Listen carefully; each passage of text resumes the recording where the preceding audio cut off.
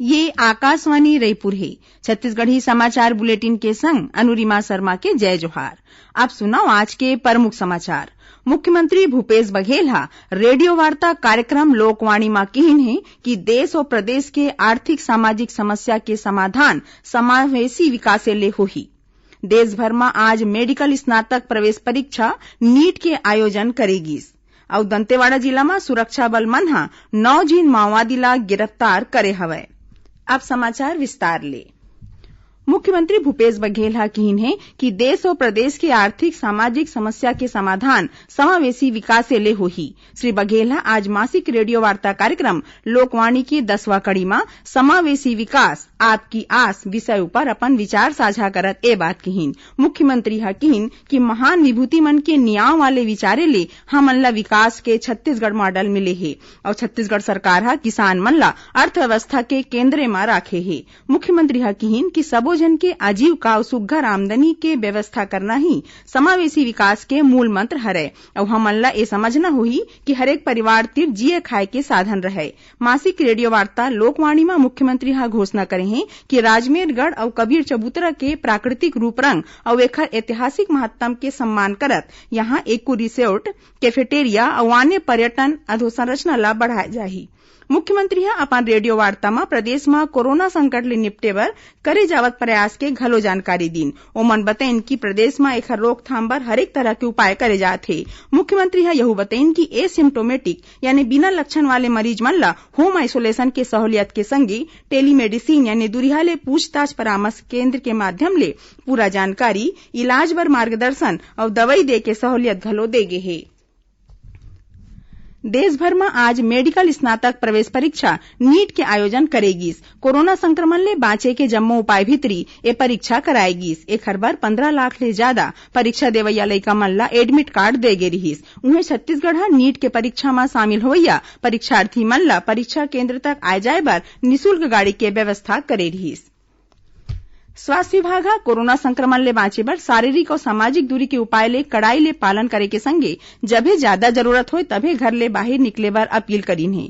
सार्वजनिक जगह में झन ना तो थूके और ना ही फोकटे बाहर घूमे। संक्रमण ले बाँचे बर घरे भीतरी सुरक्षित रहें। यही कहिन उन्हें कोरोना संक्रमण के कोनो तरह के लक्षण दिखाई देवत है त जांच केंद्र जाके बिना डराए घबराए सैंपल देवें। अधिकारी मन बताइन कि कोरोना संक्रमण के रोकथाम बर निकले दिशा निर्देश ला तोड़ैया मनु पर अधिनियम के तहत जुर्माना करे जाही। केंद्रीय स्वास्थ्य मंत्रालय कोरोना महामारी ले स्वस्थ होए लोगन मन के स्वास्थ्य लाभ और कल्याण बर कोविड प्रबंधन नियमावली जारी करे है। एमा बताए गे है कि बने हुए रोगी मन में थकान, बदन दर्द, खांसी, खोखी, गला में खराश और सांस ले में तकलीफ वाले लक्षण जारी रही सकत है। ऐसा रोगी मन ला आगू के देखभाल और निरोगी होए बर जम्मो प्रयास ला अपनाना जरूरी है। ये प्रोटोकॉल में गर्म पानी पिए के संगे शरीर की इम्यूनिटी पावर बढ़ैया आयुष दवा लेबर घलो कहे गे है। उही ओमन ला थोर बहुत व्यायाम जैसे योगासन, प्राणायाम और ध्यान करे के बाद घलो जरूरी बताए गए है।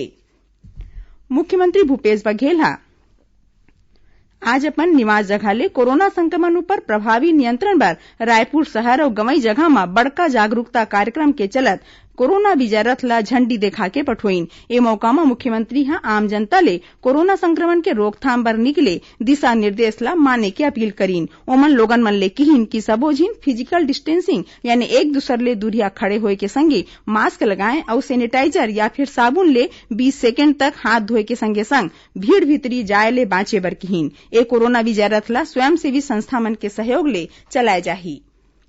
मुख्य सचिव आरपी मंडल रायपुर के न्यू सर्किट हाउस स्थित स्टेट कमांड और कंट्रोल सेंटर में रायपुर जिला में कोरोना के रोकथाम बर करे जावत कामकाज के समीक्षा करीन। ये दौरान उमन कोरोना संक्रमण के तुरते चिन्हारी और इलाज पर ज्यादा ले ज्यादा जोर दीन। उन्हें श्री मंडल चिकित्सा सुविधा ला घलो बढ़ाए खातिर अधिकारी मन ला निर्देश दीन। एकर बाद मुख्य सचिव मेडिकल कॉलेज रायपुर में बनाए गे स्टेट टेली कंसल्टेशन हब में वीडियो कॉन्फ्रेंसिंग के माध्यम ले आने जिला के अस्पताल में भर्ती मरीज मन ले गोड़ करीन। ए दौरान Shri Mandal new circuit house में बने कॉन्ट्रैक्ट ट्रेसिंग सेंटर, आयुर्वेदिक कॉलेज और इंडोर स्टेडियम स्थित कोविड सेंटर के घलो मुआयना करीन।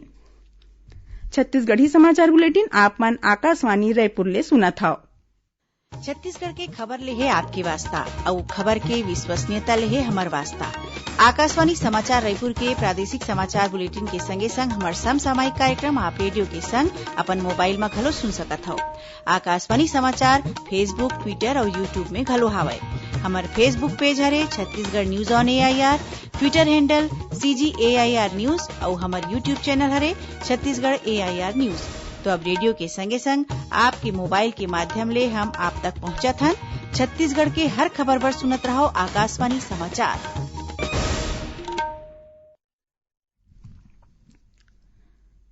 अब आगू बाढ़बो बांचे समाचार डहार।